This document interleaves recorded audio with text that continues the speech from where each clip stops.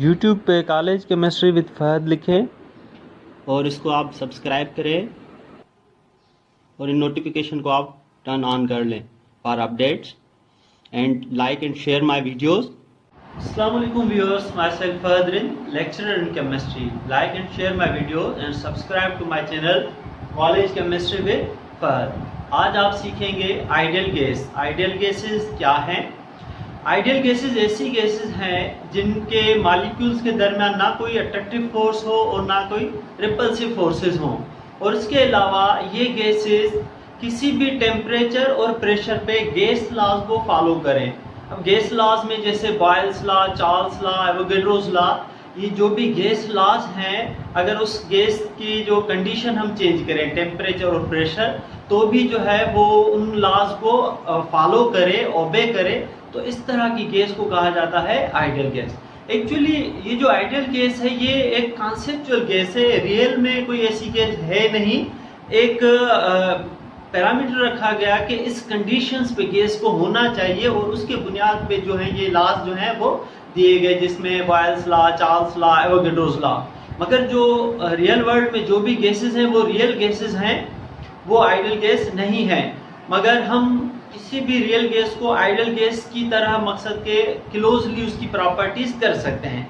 तो पहले ideal gas की definition: the gas which have no attractive और repulsive forces, the gas which obey all gas laws, यानी कि Boyle's law, Charles law, Avogadro's law, Graham's law at any temperature and pressure, that is called ideal gas. अब there is no any gas in the world as ideal gas, but some gases are near to ideal gas according to their properties. कुछ ऐसी gases हैं जिनकी जो properties हैं वो थोड़ी बहुत आइडियल गैसेस से मैच करती हैं। उनमें हाइड्रोजन गैस है, ऑक्सीजन गैस है। अब जो रीजन क्या है कि जो गैसेस हैं वो आइडियल गैसेस से दूर हैं, वो प्रॉपर्टी क्यों नहीं रखते? तो cause of deviation. Deviation means कि चेंज होना, कि actually what is the cause of deviation of real gas from the ideal behaviour.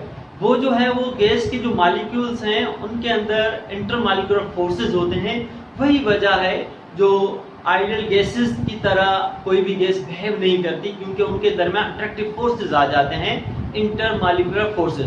जबकि आइडियल गैसेस की डेफिनेशन में बताया यही गया है कि उन गैसेस के दरमियान कोई अट्रैक्टिव फोर्सेस या रिपल्सिव फोर्सेस नहीं होंगे। जब भी जो भी गैसेस हैं उनके दरमियान तो अट्रैक्टिव फोर्सेस होते हैं, इस वजह से वो गैसेस जो हैं आइडियल गैस नहीं होते। The deviation of real gases from ideal gas is due to intermolecular forces between molecules. अब इंटरमॉलिक्यूलर फोर्सेस हम कहते हैं the force between molecules is called intermolecular force, जिसमें हाइड्रोजन बॉन्डिंग है, वैन डर वाल्स फोर्सेस हैं, dipole dipole forces and so on.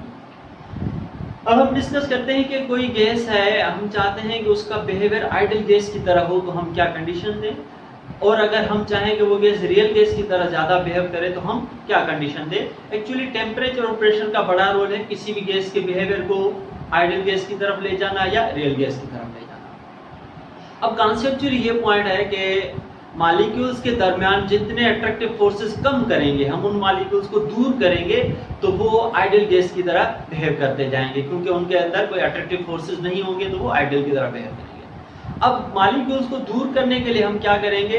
Temperature और pressure दो parameter हैं। जब हम टेम्परेचर बढ़ाएंगे तो मॉलिक्यूल्स की काइनेटिक एनर्जी बढ़ेगी, तो मॉलिक्यूल्स एक दूसरे से ज्यादा दूर रहेंगे। तो टेम्परेचर बढ़ाने से गैस का जो बिहेवियर है वो आइडियल गैस की तरह होगा।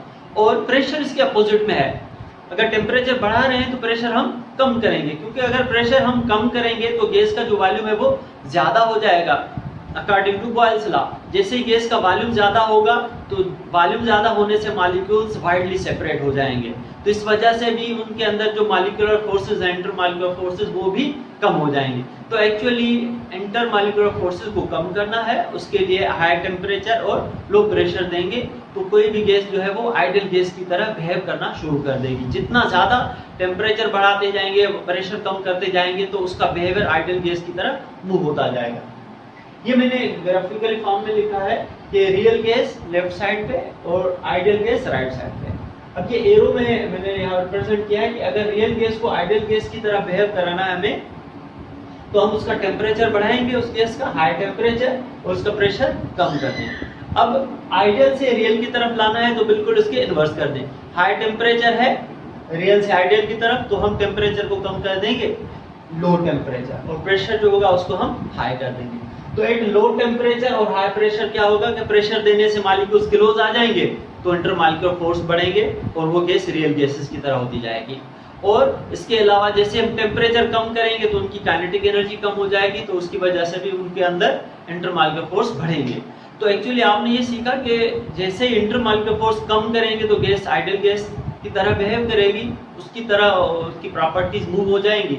और अगर हम इंटरमॉलिक्यूलर फोर्स को बढ़ाएंगे, मींस के टेम्परेचर हमने कम कर दिया, तो वो क्या हो जाएंगे, मॉलिक्यूल्स क्लोज हो जाएंगे, तो रियल गैसेस की तरह। ये मैंने एरो फॉर्म में लिख दिया कि हाई टेम्परेचर और लो प्रेशर पे रियल गैसेस मूव होंगी आइडियल गैसेस की तरह, और लो टेम्परेचर और हाई प्रेशर पे आइडियल गैसेस मूव हो जाएंगी रियल गैस की तरह। ये मैंने वही रीजन यहाँ पे लिख दिया, at high temperature intermolecular forces decrease and low pressure cause to increase the volume.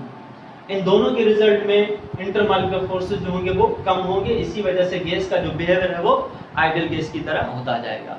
ये टॉपिक यहीं पे खत्म हुआ। बहुत ही आसान टॉपिक है और थोड़ा बहुत लॉजिकल भी है। आई होप सो आपको मेरा लेक्चर पसंद आया होगा। मेरे वीडियोस को ज़्यादा से ज़्यादा लाइक करें, शेयर करें और मेरे चैनल को सब्सक्राइब करें, कॉलेज केमिस्ट्री विद फहद। और आपके जो भी सजेशन हो, कमेंट्स हो, या जो चीज़ें आप मज़ीद सीखना चाहते हैं उनके हवाले से आप ज़रूर कमेंट्स करें। अल्लाह।